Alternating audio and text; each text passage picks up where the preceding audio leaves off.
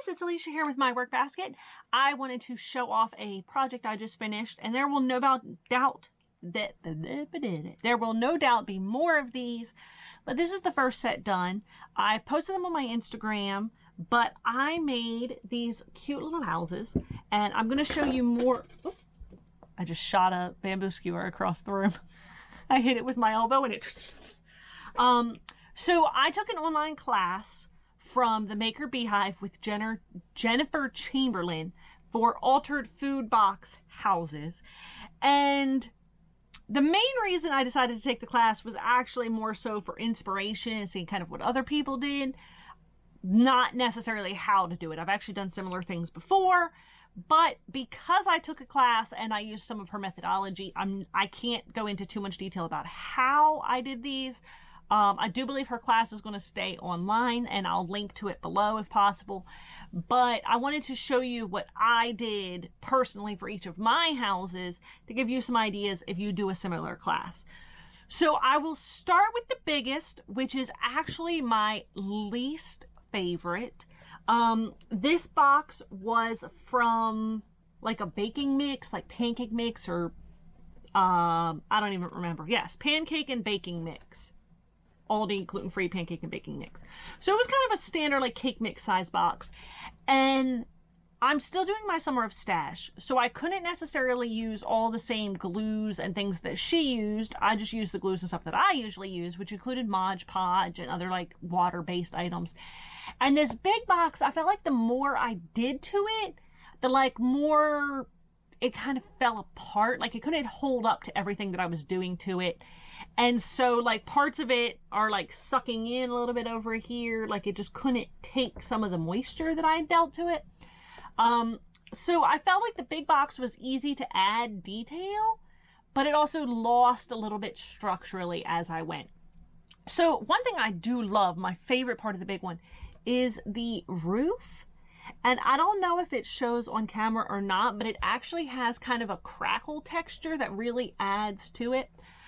But what I did for my roof personally was I took black construction paper and then I just smooshed gray paint back and forth. I think I actually used my finger. And then I tore it so that you could see the black paper underneath, and I layered it in rows to create this kind of shingled look on my roof.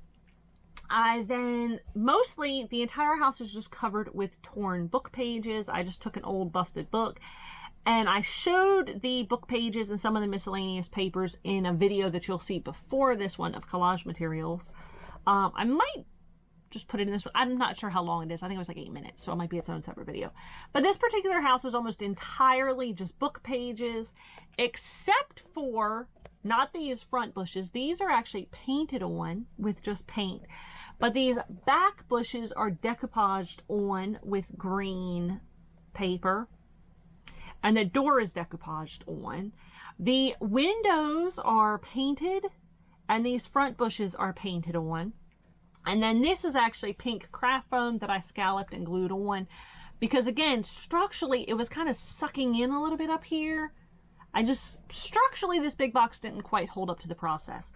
And one thing that I did slightly different than what Jennifer did, I actually poured plaster of Paris into the bottom of all of my boxes, just so they have a little bit of weight to them and they stand up. You know, they can handle like a slight knock. It just adds a tiny bit of weight. And it only goes, I think I put maybe like a ½ inch in this one. So that's how I did this one. It was just lots and lots of book pages. I threw in a few of the ones that I painted gray that you see in the video. The rest of them are just aged. Some patterned papers to make this bush, and then I painted on flowers. So that was that one. This one, yeah, I mean, I don't love it. And the black that you see is actually just a ballpoint pen. I outlined stuff. I outlined on the door before gluing it on. I outlined the windows and bushes after I had glued everything and done like a finishing. I did kind of a seal. Mod Podge dries a little bit sticky.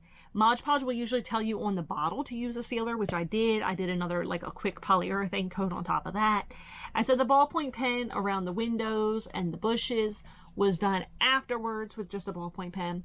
And then my door, after the building's structural thing kind of shifted, my door wasn't quite lined up with the bottom. So I actually glued on, let's see if you can see it here. I'm trying to show you, it's got a little bit of depth. It's a piece of white craft foam that I cut to look like stairs leading to the door. And that's actually to cover for the fact that my door doesn't go all the way to the bottom of the house. So that was the biggest one. And then I'll show you the middle one. I'm going to go by sizes. The middle size was my absolute favorite in every way. So this one was done with a pudding box. And I did the roof with that same paper where it was just black paper that I then painted gray. And it also took that slight crackle just from doing the Mod Podge over top of paint and then with polyurethane on top of that. And it just, in person, it just has kind of a texture to it, very similar to like an actual shingle, and I really liked that. So this one, the door is decoupaged on and all the bushes all the way around, except for this cute little viney one. That one is painted on over.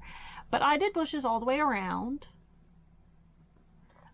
And these I added just for a little. Those are just painted on after the fact. But most of these bushes are decoupaged with patterned paper. And then I did little pink dots for flowers. And for this one, I added a picket fence going around most of the yard. And that picket fence is actually craft foam that I cut and glued on. And the windows I also painted on after the fact. So these windows were painted on and then just outlined with ballpoint pen. But I loved the pudding box. I loved it. It was like a great size to work with. It was a little bit easier to find papers that weren't too big and weren't too small. So yeah, this was my favorite size out of all of them. And this one has a little bit of plaster in the bottom also. Actually, this is not a pudding box. I am sorry. This is not a pudding box. This is a soap box. It is the box that a bar of soap came in. But it really held up to all of the gluing. Structurally wise, it is the best. And now that I realize it's a soap box, I realize it's because it had waxed on like inside and outside were both kind of glossy. But it really held up to just everything I wanted to do to it. And this one's my personal favorite out of the three that I did so far. The door is decoupaged on patterned paper. And the outline on that was done before all the other stuff. All the bushes, outlines, windows, all that were done after I had decoupaged and polyurethaned it, and the foam fence was glued on after. But this one is my absolute favorite. This is, of the three I've done so far, that was my favorite. And then I did this tiny little guy, which I do like, and structurally it went okay. This was actually a tiny little box that something came in, and it was the kind with like flaps. I don't remember what came in it. And I was like, I'm going to keep that box. And I had it sitting around in my craft room. So for this one, I decoupaged on purple paper with like a viney pattern. And honestly, the viney pattern is a little bit too big for the scale of the box.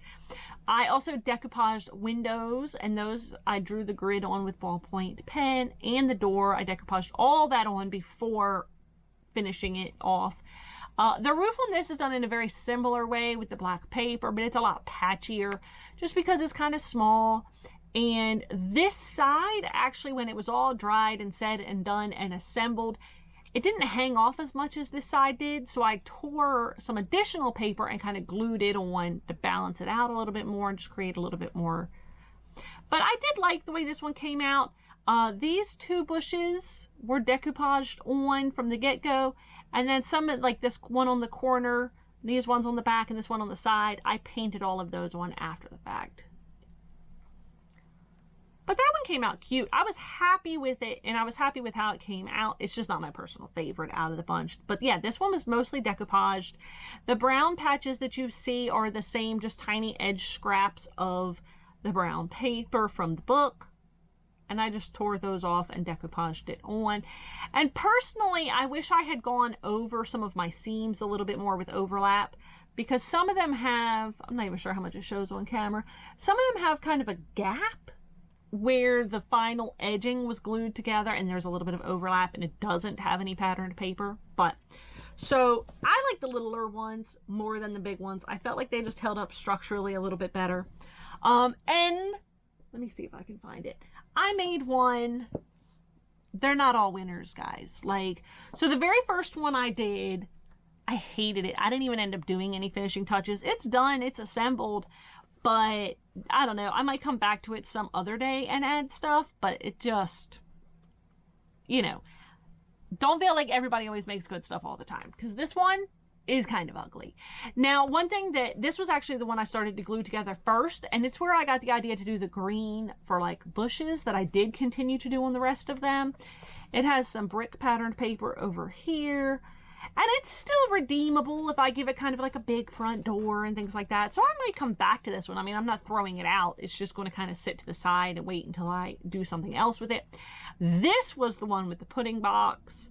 And structurally wise, the pudding box held up really well to all of the moist materials put onto it and the plaster inside. My bottom of the box got a little bit tacky when I did the plaster. If you decide to do plaster or something in yours, I advise putting them onto a grid, because what I did was actually just set them down on the table, and all that, the moisture from the plaster and the moisture from the paper outside that was decoupaged on kind of counteracted each other, and they got kind of gooey along the bottom. So I would definitely advise putting them on a grid. However, I do not advise smacking yourself in the eyeball with said grid while you're setting it up. Don't do that part. Leave that part out. But yeah, so this one was like, I'm not a fan. I feel like, I mean, the roof came out great. I love the way the roof came out, and it's got a great texture to it, including that tiny crackle that you can see in person. But the box itself, I don't know. I'm going to save it and I'm going to go back to that one. But yeah, so I will link in the comments, not the comments, I will link in the description box to the class information if you'd like to take her class also. I do believe that it stays online even after the live stuff is over. I took the live class that just finished up. It was the 13th and the 15th, which, truth be told, I haven't even watched the second video of like ideas of what you can add and do. I just kind of went with it. But yes, and then there's a Facebook group too, which was great. That was one thing that really sold me on the class, was like, I'm doing it for inspiration, and the more inspiration you can get from more people, the better. So thank you for joining me. I hope you enjoyed these little houses. It is a class that I suggest.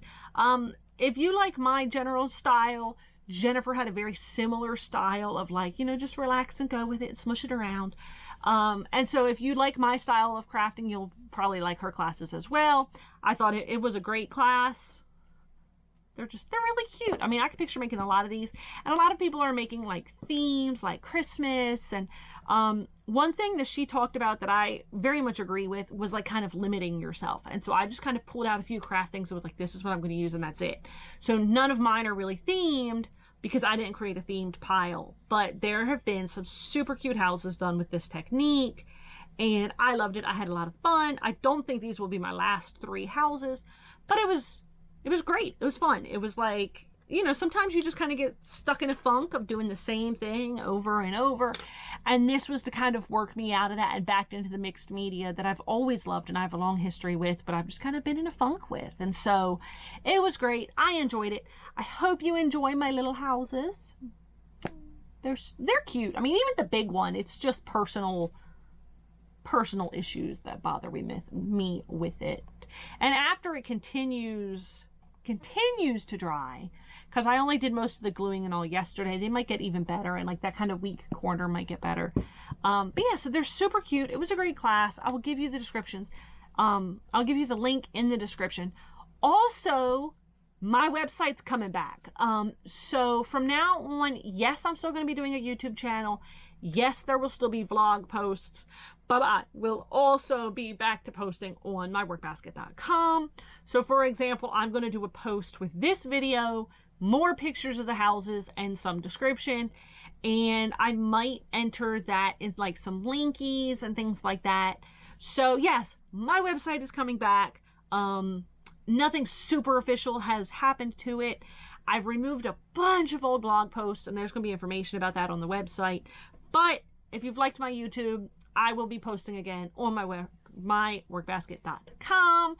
And yeah, so thank you for watching. I hope you have a great day. I'd love to hear from you if you take this class also, and kind of, you know, yeah, chat with me about if you would take this class, if you are taking this class, if you're signing up for this class. And also tell me, which house is your favorite? Am I alone in thinking that this middle shaped one is just the cutest little house? It's so cute. But yeah, have a great day, guys. Have a great day.